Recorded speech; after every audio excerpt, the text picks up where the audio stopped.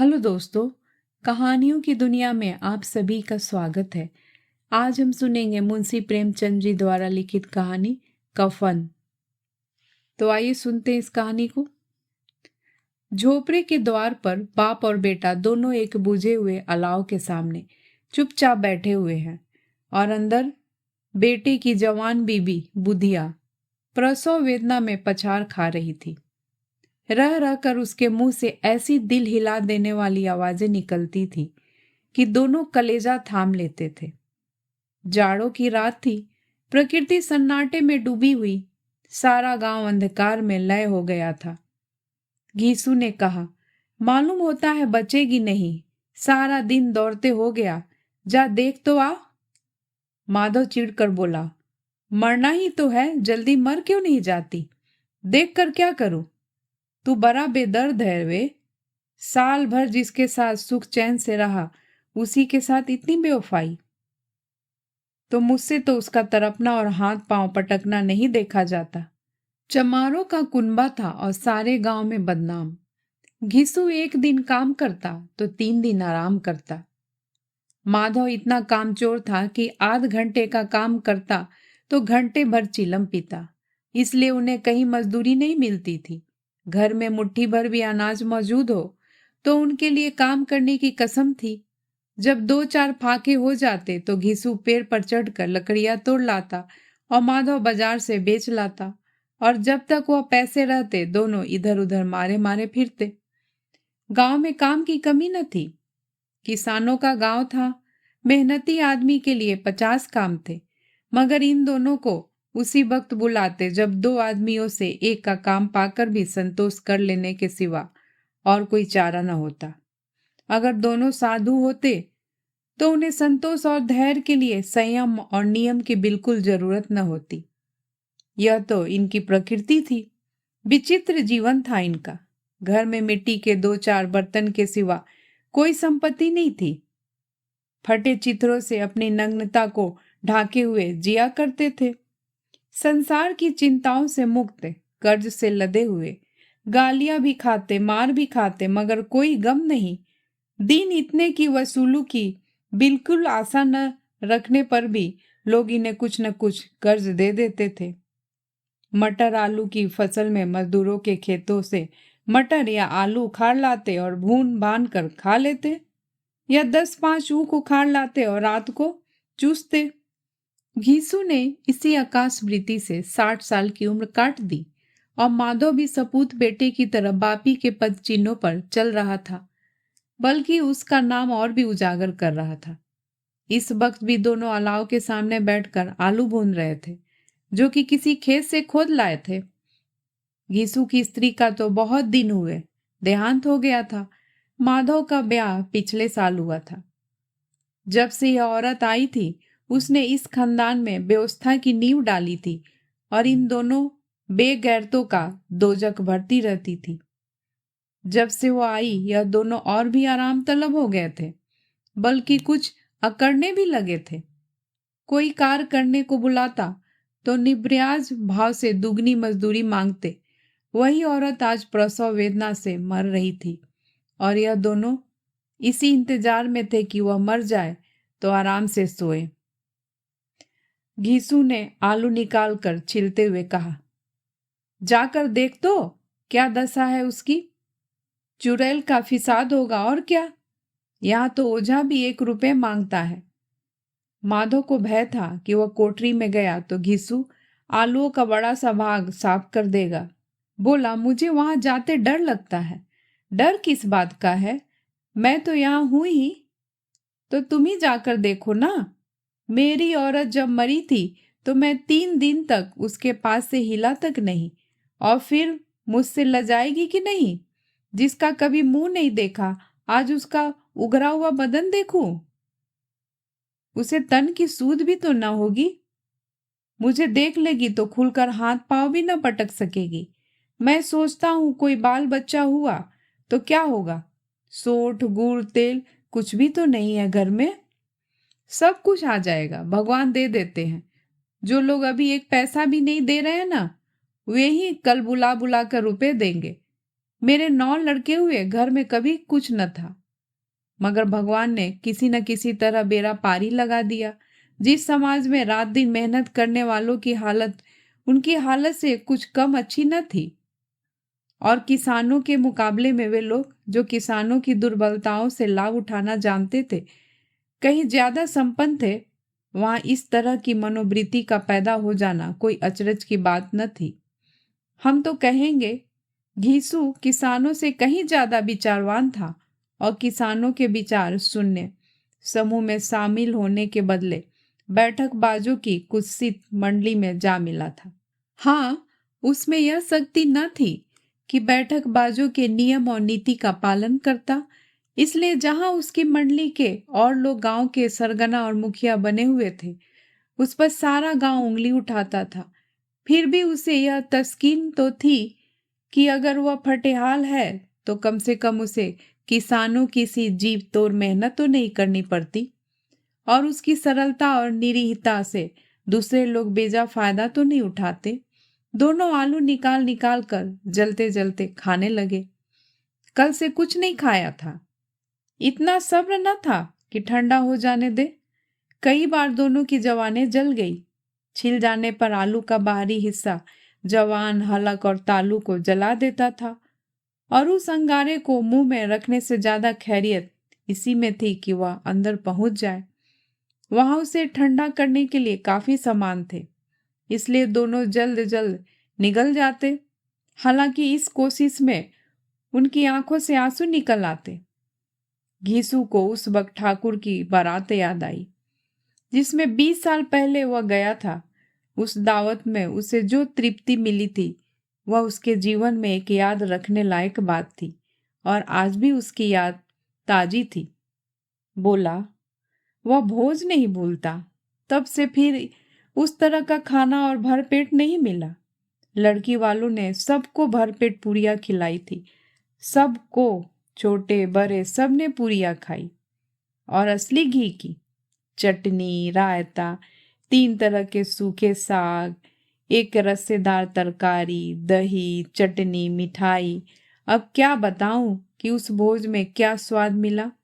कोई रोक टोक नहीं थी, जो चीज चाहो मांगो, जितना चाहो खाओ। लोगों ने ऐसा खाया कि किसी से पानी न पिया गया। मगर परोसने वाले हैं कि पत्तल में गरम गरम गोल गोल सुवासित कचौरियां डाल देते हैं, मना करते हैं कि नहीं चाहिए।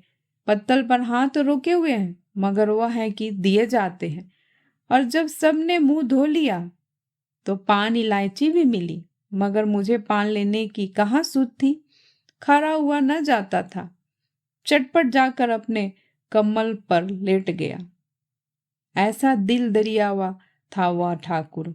माधव ने इन पदार्थों का मन ही मन मजा लेते हुए कहा, अब हमें कोई ऐसा भोज नहीं खिलाता। अब कोई क्या खिलाएगा? वह जमाना दूसरा था। अब तो सबको किफायत सूझती है। शादी ब्याह में मत खर्च करो, क्रियाकर्म में मत खर्च करो। पूछो गरीबों का माल बटोर बटोर कर कहाँ रखोगे? बटोरने में तो कमी नहीं है, हाँ खर्च में किफायत सूझती है। तुमने एक 20 पूरियां खाई होगी, 20 से ज्यादा खाई थी। मैं 50 खा जाता, 50 से कम मैंने न खाई होगी। अच्छा, पक्का था, तू तो मेरा आधा भी नहीं है। आलू खाकर दोनों ने पानी पिया और वहीं अलाव के सामने अपनी धोतियां ओढ़कर पांव पेट में डाले सो रहे, जैसे 2 बड़े बड़े अजगर गेंडुलिया मारे पड़े हो। और बुधिया अभी तक करा रही थी। सवेरे माधव ने कोठरी में जाकर देखा तो उसकी स्त्री ठंडी हो गई थी। उसके मुंह पर मक्खियां भिनक रही थी, पथराई हुई आंखें ऊपर टंगी हुई थी, सारी देह धूल से लथपथ हो रही थी। उसके पेट में बच्चा मर गया था। माधव भागा हुआ घीसू के पास आया, फिर दोनों जोर जोर से हाय हाय करने और छाती पीटने लगे। पड़ोस वालों ने यह रोना धोना सुना तो दौड़े हुए आए और पुरानी मर्यादा के अनुसार इन अभागों को समझाने लगे, मगर ज्यादा रोने पीटने का अवसर न था। कफन की और लकड़ी की फिक्र करनी थी। घर में तो पैसा इस तरह गायब था जैसे चील के घोंसले से मांस। बाप बेटे रोते हुए गांव के जमींदार के पास गए। वह इन दोनों की सूरत से नफरत करते थे। कई बार इन्हें अपने हाथों से पीट चुके थे, चोरी करने के लिए, वादे पर काम पर न आने के लिए। पूछा, क्या है बे घिसुआ, रोता क्यों है? अब तो तू कहीं दिखलाई ही नहीं देता, मालूम होता इस गांव में रहना नहीं चाहता। घिसू ने जमीन पर सिर रखकर आंखों से आंसू भरे हुए कहा, सरकार बड़ी विपत्ति में हूं। माधव की घरवाली रात को गुजर गई। रात भर तड़पती रही सरकार। हम दोनों उसके सिराने बैठे रहे, दवा दारू जो कुछ हो सका सब कुछ किया। मुद्दा वह हमें दगा दे गई। अब कोई एक रोटी देने वाला भी न रहा मालिक। तबाह हो गए, घर उजड़ गया। आपका गुलाम हूं, अब आपके सिवा कौन उसकी मिट्टी पर पार लगाएगा? हमारे हाथ में तो जो कुछ था वह सब तो दवा दारू में उठ गया। सरकार की दया होगी तो उसकी मिट्टी उठेगी। आपके सिवा किसके द्वार पर जाऊं? जमींदार साहब दयालु थे, मगर घिसू पर दया करना काले कम्बल पर रंग चढ़ाना था। जी में तो आया कह दे, चल दूर हो यहां से। यूं तो बुलाने से भी नहीं आता, आज जब गरज पड़ी तो आकर खुशामद कर रहा है, हरामखोर कहीं का बदमाश। लेकिन यह क्रोध या दंड देने का अवसर न था। जी में कूटते हुए 2 रुपए निकाल कर फेंक दिए, मगर सांत्वना का एक शब्द भी मुंह से न निकला। उसकी तरफ ताका तक नहीं, जैसे सिर का बोझ उतारा हो। जब जमींदार साहब ने 2 रुपए दिए तो गांव के बनिए महाजनों को इनकार का साहस कैसे होता?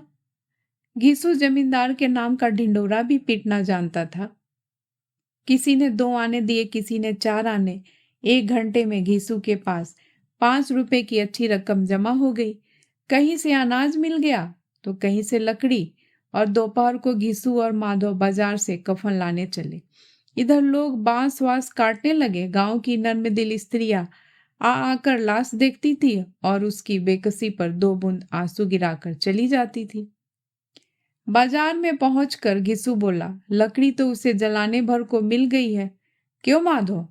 माधव बोला, हाँ लकड़ी तो बहुत है, अब कफन चाहिए तो चलो कोई हल्का सा कफन ले ले। हाँ और क्या, लाश उठते उठते रात हो जाएगी। रात को कफन कौन देखता है? कैसा बुरा रिवाज है कि जिसे जीते जी तन ढांकने को चितरा भी न मिला, उसे मरने पर नया कफन चाहिए। कफन लाश के साथ जली तो जाता है और क्या रखा रहता है। यही 5 रुपए पहले मिलते तो कुछ दवा दारू कर लेते। दोनों एक दूसरे के मन की बात तार रहे थे। बाजार में इधर उधर घूमते रहे। कभी इस बाजार की दुकान पर गए, कभी उसकी दुकान पर। तरह तरह के कपड़े, इसमी और सूती देखे, मगर कुछ जचा नहीं। यहाँ तक कि शाम हो गई। तब दोनों न जाने किस दैवीय प्रेरणा से एक मधुशाला के सामने जा पहुंचे और जैसे किसी पूर्व निश्चित व्यवस्था से अंदर चले गए। वहां जरा देर तक दोनों असमंजस में खड़े रहे। फिर घिसू ने गद्दी के सामने जाकर कहा, साहू जी 1 बोतल हमें भी देना। उसके बाद कुछ चखना आया, तली हुई मछली आई और दोनों बरामदे में बैठकर शांतिपूर्वक पीने लगे।